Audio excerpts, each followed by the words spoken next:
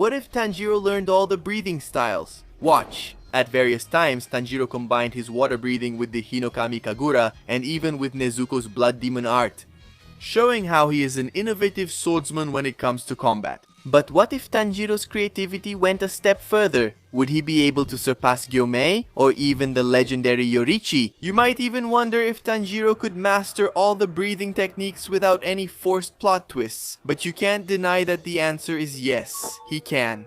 In the canon of Demon Slayer, all breathing techniques trace back to a single source, sun breathing, created by the legendary Yorichi Tsugikuni. Sun breathing was later divided into the 5 main breathing styles: water, flame, thunder, wind, and stone. All other breathing styles are derived from or connected to the 5 main styles. So, think about it. Sun breathing is the progenitor of all breathing styles, with Yorichi creating modified versions to suit the individual strengths of his students. If by the end of Demon Slayer Tanjiro was able to master the original breathing, why wouldn't he be able to master all of its branches? See, we know that Tanjiro masters water breathing after training with Orokodaki. So, in this theory, the next critical development happens when he faces Daki and Gyutaro in the Entertainment District arc. While fighting Daki, Tanjiro borrows the concept of focusing energy in the legs from thunder breathing and uses it to quickly advance and close the distance between him and Daki.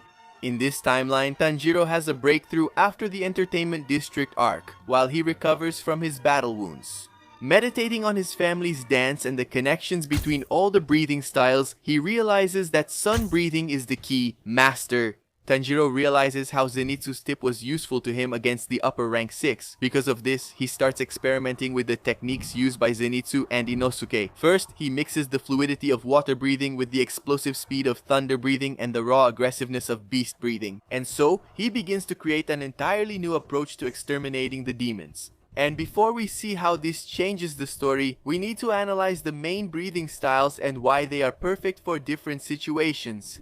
The sun breathing is the foundation for Tanjiro in this scenario, as it is more effective against the upper moons. However, the immense power of sun breathing puts a lot of pressure on Tanjiro's body and quickly drains his energy, especially in the early arcs. Water breathing is ideal for defense and transitions, and we can easily imagine Tanjiro using it as a main weapon since it is not as exhausting. Meanwhile, Rengoku's flame breathing embodies the raw destructive power of fire, with simple but devastatingly powerful strikes. As we mentioned earlier, thunder breathing focuses on producing lightning speed, concentrating on the legs, and is perfect for quick attacks and dodges. Sound breathing is similar to thunder breathing in terms of speed, but it also incorporates the use of explosives and loud noises to disorient enemies, which can be a useful advantage. Stone breathing can be a bit tricky for Tanjiro, since Gyomei uses his flail and axe to balance attack and defense. But if he adapts it to be used with his sword, stone breathing could be used both to attack and to defend against heavy blows.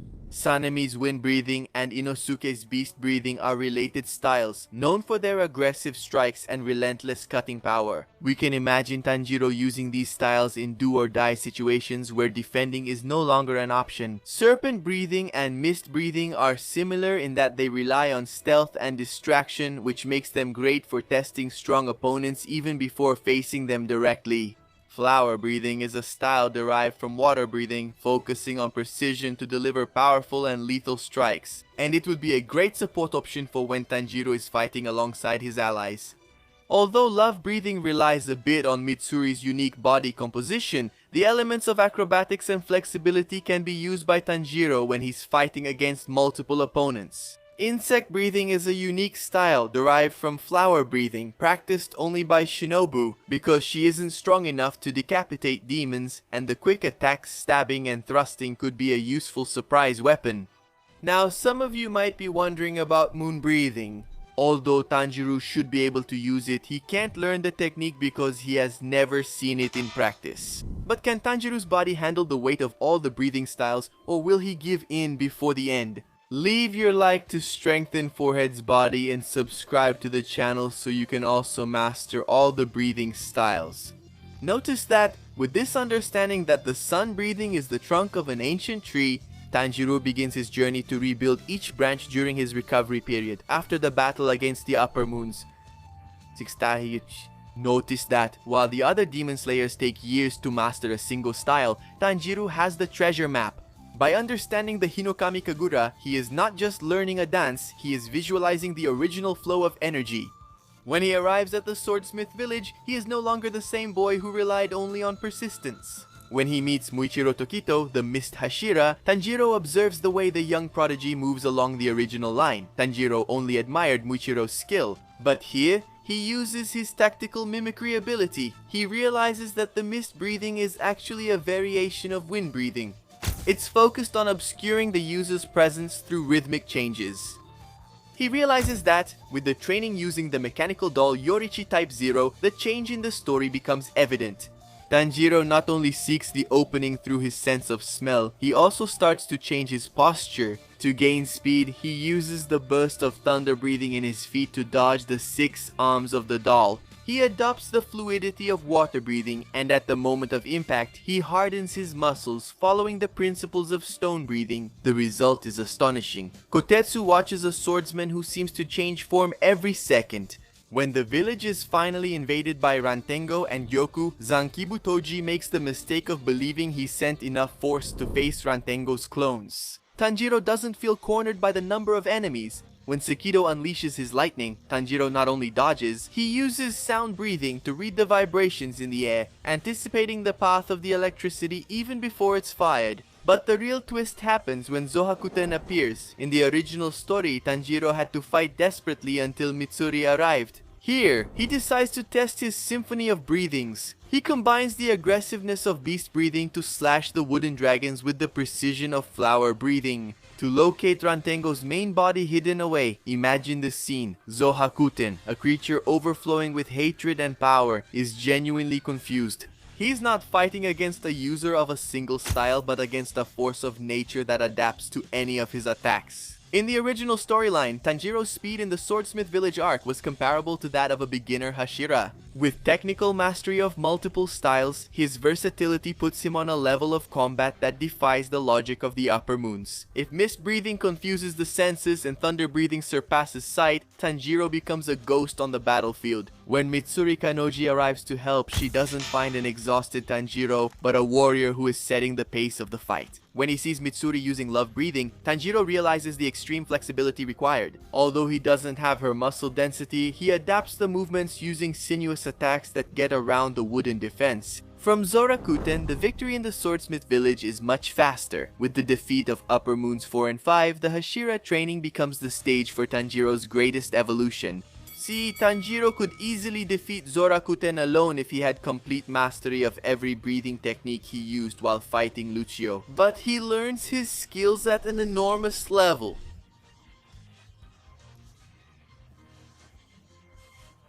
But he can go much further by mastering the breathing styles of the Hashiras. Realizing this, when training with Uzui, he improves his hearing and the use of sound breathing. When he gets to Shinobu, he doesn't just focus on agility, but learns the theory behind insect breathing, understanding how to hit vital points with precise thrusts from flower breathing.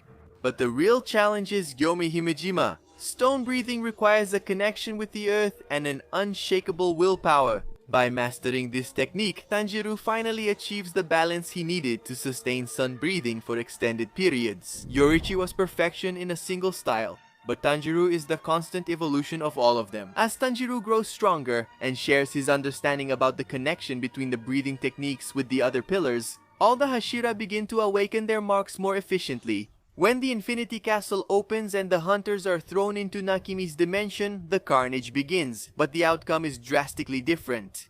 Tanjiro and Gyu find the house. In the original fight, the house almost killed Gyu and pushed Tanjiro to his absolute limit, forcing him to reach the transparent world. Here, Tanjiro enters the battle using flame breathing. Imagine the shock of the house. Upon seeing Kyoji Rengoku's moves being performed with technical mastery enhanced by the speed of thunder, the house, which values strength and martial development, becomes euphoric, but soon this euphoria turns into despair. Tanjiro switches between the impenetrable defense of water breathing and the explosive attacks of sun breathing, breaking the house's compass. Not because of a state of emptiness, but by overwhelming his senses with contradictory fighting styles.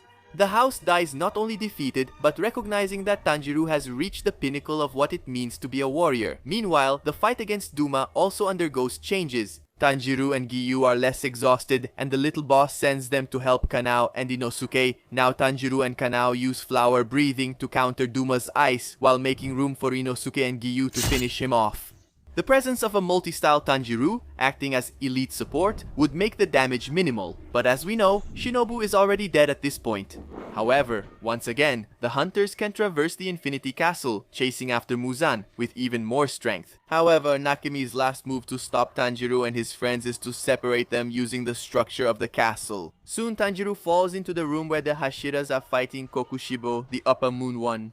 Look, Kokushibo spent centuries refining his moon breathing, believing he was the only one capable of rivaling the sun. And when he sees Tanjiro, he sees it as an insult, a human using the techniques that he, Kokushibo, has despised over the years. The battle is a spectacle. The Hashiras see that Tanjiro, with his unique fighting style, can surpass the slicing moons of the ANI, and they make way for the young Kamado, Tanjiro. He can't learn the moon breathing in a conventional way, but by fighting Kokushibo, he reaches the transparent world and realizes that moon breathing is the distorted reflection of sun breathing. Using his complete understanding of all the styles, Tanjiro does the unthinkable. He starts to mimic Kokushibo's style in real time. It's not a perfect copy, but it's a lunar sun breathing, where he uses gravity and the spin of his strikes to neutralize the upper moon's crescent moons. Kokushibo has a mental breakdown when he sees that the talent he so envied in his brother, Yoriichi, is now manifesting in a boy who values everything he threw away. With the help of Sanemi, Geomei, and Mutiru, who this time have a better chance of surviving thanks to Tanjiro's technical support, the first upper moon falls, and Mutiru and Genya remain alive thanks to Tanjiro's support. With Nakami's fall, Zaba and the King of the Demons emerge from their cocoon, expecting to find exhausted hunters. Instead, he finds Tanjiro Kamado, who is the living embodiment of the history of breathing. The final battle is not just a chase. Until sunrise, Tanjiro performs the 13th form of sun breathing, but he refines it. Between each of the 12 dances, he inserts micro-transitions from other styles. He uses the thunder breathing step to speed up the clear blue sky and uses the snake's winding movement to ensure it. He strikes Muzan's multiple hearts and brains and uses the firmness of stone to not retreat in the face of the villain's flesh whips. Muzan realizes that he is not fighting Yoriichi's successor, but is fighting against accumulated vengeance. Of all the breathing styles he tried to extinguish over millennia, Muzan is seeing the embodiment of every hunter he ever killed. Every slash from Tanjiro carries the weight of Rengoku's flames. The symbolic poison of the insect, the roar of sound, and the fury of wind. Muzan tries to split himself into pieces to escape, as he did in the past. But Tanjiro uses a beast breathing technique combined with sun breathing to slash every fragment of flesh at hypersonic speed, doing something that Yoriichi couldn't do, making sure nothing escapes from the light he emits. In the end, the sun rises over a battlefield where for the first time most of the Hashiras are still standing, although wounded. Tanjiro not only exterminated the Onis, he elevated the art of the sword to a level that even Yoriichi did not foresee. But what about you, Otaku? Did you enjoy this story where Tanjiro basically became an avatar in Demon Slayer? Comment if you think Tanjiro could create his own breathing style. And if you want to keep watching more insane theories, check out this video I picked out for you. Just click here and I'll see you there, Otaku.